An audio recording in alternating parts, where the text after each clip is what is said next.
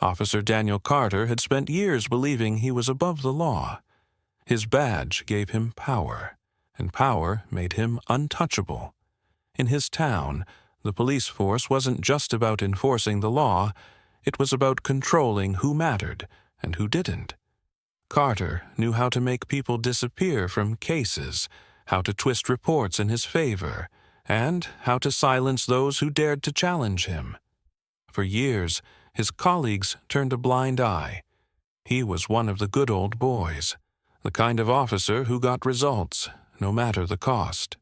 When a young black man was falsely accused of robbery, Carter made sure the case never saw the light of day.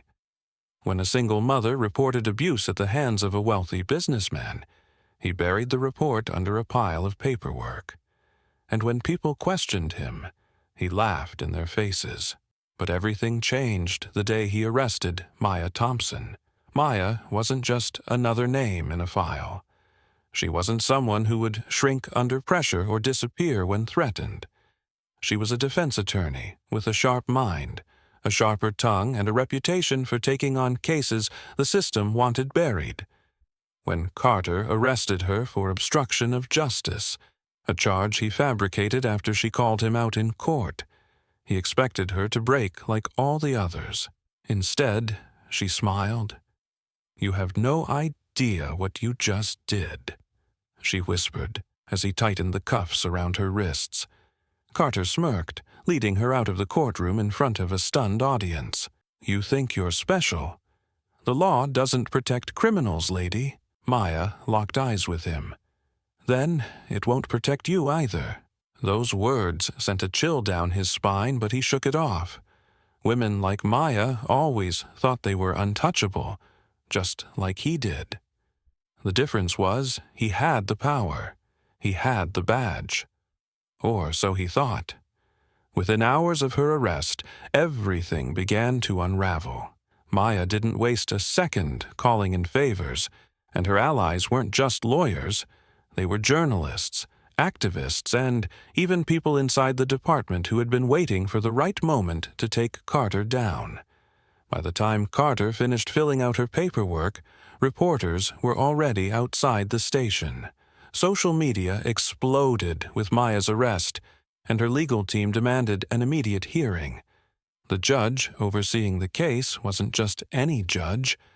It was someone who owed Maya more than a few favors. Carter tried to intimidate her in the courtroom, flashing his usual smirk as he testified against her.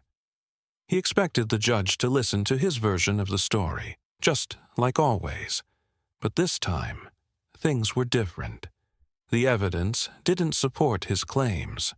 Witnesses, people who were usually too afraid to speak, stepped forward. Videos surfaced. His history of misconduct was suddenly plastered all over the news. And Maya, she never broke a sweat. She sat across from him in the courtroom, her lips curling into a slow smile, as she watched his world start to collapse. For the first time in his life, Carter felt what it was like to be powerless. The courtroom was silent as the judge reviewed the evidence. The weight of what was happening pressed down on Carter, but he refused to show it. He had been in this position before, accused, questioned, scrutinized, but he always walked away clean. This time wouldn't be any different. It couldn't be. Maya sat calmly at the defense table, her hands folded, her expression unreadable. She wasn't just fighting for herself. She was making a statement. This wasn't about one arrest. This was about every person Carter had silenced, every case he had twisted, every life he had ruined. The judge cleared his throat. "Officer Carter, your statement does not align with the evidence provided. Surveillance footage shows Ms. Thompson was not obstructing justice, but rather exercising her legal right to question your actions. Additionally, multiple witnesses, including other officers, contradict your report." A murmur rippled through the courtroom. Carter felt his pulse quicken. He shot a look at his lawyer, but the man simply pursed his lips, offering no reassurance. Maya leaned forward slightly, her voice soft but cutting. "Your Honor, this isn't just about me. Officer Carter has a long history of using his badge to intimidate and manipulate the system. If I hadn't been arrested today, how many more innocent people would have suffered?" Carter clenched his jaw. "That's ridiculous." The judge turned to him sharply. "Officer Carter, I would advise you to remain silent unless spoken to." It was the first time in his career that a judge had spoken to him like that. For years, they had treated him with respect even when they knew what he was. Now, with Maya sitting across from him, everything was different. Maya's lawyer stood up, holding a thick folder in his hands. "Your Honor, we have additional evidence, complaints that were dismissed, reports that were altered, testimonies from victims who were too afraid to speak. Officer Carter has been abusing his position for years, and this case proves it." Carter's stomach twisted. How had they gotten all of that? He had always been careful. He had friends in the right places, people who made sure complaints disappeared before they could become a problem. But Maya had done something no one else had. She had made his past impossible to ignore. The judge flipped through the folder, his expression darkening with every page. Carter watched his career slip through his fingers in real time. The reporters in the back of the courtroom were scribbling furiously, cameras clicking, capturing the downfall of a man who had once believed himself untouchable. Maya met his gaze and tilted her head slightly. That same damn smile. She knew she had him. The judge set the folder down and took a deep breath. "Officer Carter, in light of this overwhelming evidence, I have no choice but to dismiss all charges against Miss Thompson. Furthermore, given the serious allegations against you, I am referring this matter to Internal Affairs for a full investigation." Carter shot up from his chair. "This is bullshit." The judge banged his gavel. "Sit down, Officer Carter, or I'll have you removed." For the first time in his life, Carter felt truly powerless. He had spent years making people feel this way, helpless, afraid, trapped. Now it was his turn. Carter's hands curled into fists as he sank back into his chair, his face burning. This wasn't how it was supposed to go. He had been in control his entire career, bending the system to his will. But now, the courtroom that had always been his playground had turned against him. The reporters whispered among themselves, some already leaving to break the news. A police officer under investigation, a decorated cop exposed. His badge, the very thing that had once shielded him from consequences, was now a target on his back. Maya stood up slowly, straightening her blazer. She turned to face him, walking deliberately, her heels clicking against the marble floor. Stopping just a few feet away, she lowered her voice so only he could hear. "You thought you could bury me the way you buried so many others," she said, her tone smooth, almost amused. "But you made a mistake, Carter. You thought your badge made you invincible." Carter ground his teeth. "This isn't over," she smirked. "Oh, I know. It's just beginning." With that, she walked away, joining her legal team as they left the courtroom victorious. Carter wanted to storm out, to make a scene, but all eyes were still on him. Instead, he sat there, staring blankly ahead as the judge adjourned the session. The reporters swarmed, their cameras flashing. Someone shoved a microphone in his face. "Officer Carter, do you have anything to say about the accusations? Are you worried about losing your badge? Do you regret arresting Maya Thompson now?" He pushed past them roughly, not saying a word. His lawyer hurried behind him, but Carter didn't care. His mind was racing. He needed to get ahead of this. He needed a plan. By the time he reached the precinct, he had convinced himself that this was just a temporary setback. He still had connections. He had covered his tracks well enough before, and he could do it again.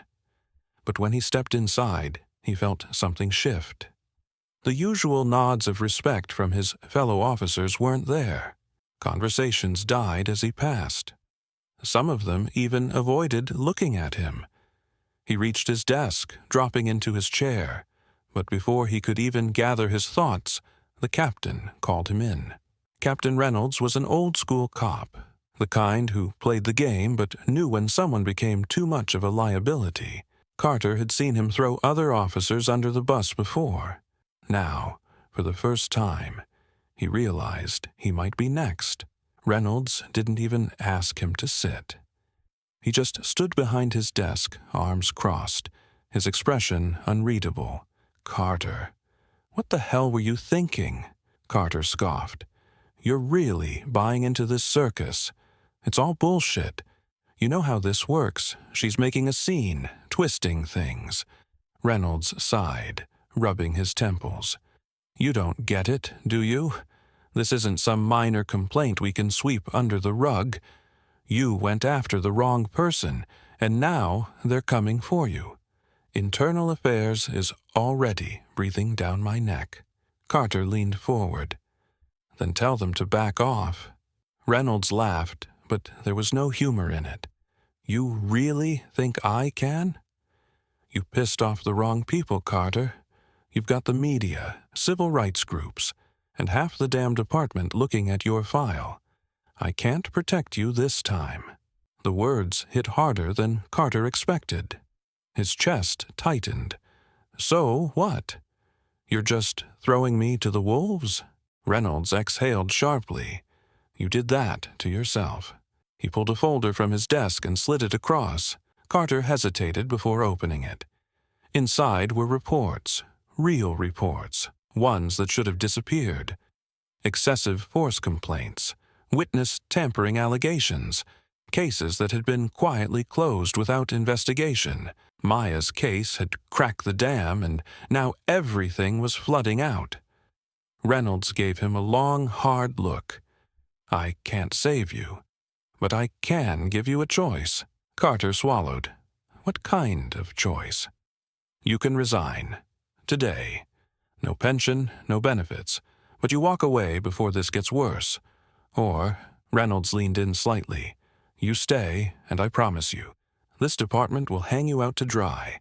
When IA finishes with you, you'll be lucky if you're not behind bars." Carter's throat went dry. For the first time, he felt it. Real fear. This wasn't just about losing his job. This was about losing everything. Carter sat there, staring at the folder in front of him, his hands cold and clammy. He had always thought he was untouchable, that the system would protect him the way it always had. But now, the same system was getting ready to chew him up and spit him out. Resign? Walk away without a fight. That wasn't who he was. But the alternative, staying and facing the full force of an internal affairs investigation, was even worse. He clenched his jaw. "You're really gonna let them do this to me?" Reynolds sighed, rubbing his temples. "No, Carter. You did this to yourself." The words cut deep. He wanted to argue, to tell Reynolds he was being set up, and that Maya had orchestrated this whole thing to destroy him. But he knew it wasn't just Maya. This had been building for years. His arrogance, his belief that he could do whatever he wanted, he had finally pushed too far. "Think fast," Reynolds said, checking his watch, "because once IA walks in, this choice disappears." Carter forced himself to breathe, his mind racing. He could fight this. He could go public, claim he was being unfairly targeted. He still had friends in the department, right? But as he glanced outside Reynolds' office, he saw the way his fellow officers were avoiding his gaze. No one was going to fight for him. Not now. He swallowed hard.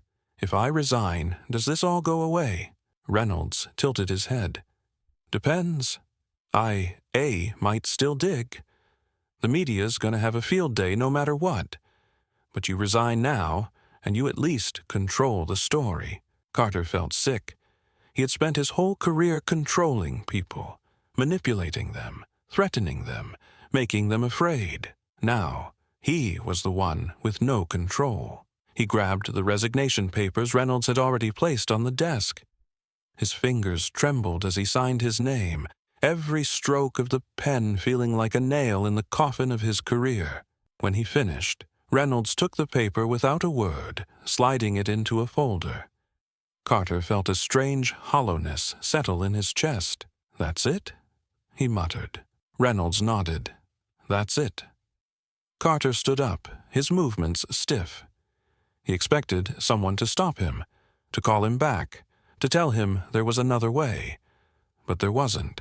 As he walked out of the precinct for the last time, the reporters were already waiting. Cameras flashed, microphones were shoved in his face. "Officer Carter, is it true you resigned to avoid an investigation? Are you guilty of the allegations against you? Do you have anything to say to the victims?" He ignored them, pushing through the crowd, his mind numb. His phone buzzed in his pocket.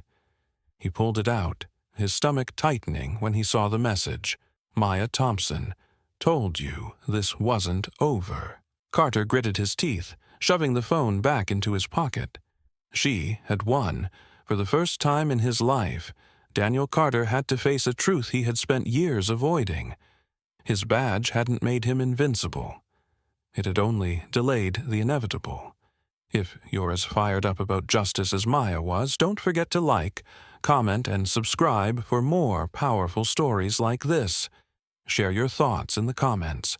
Should Carter have faced a harsher punishment? And if you want more eye-opening content, hit that notification bell so you never miss an update.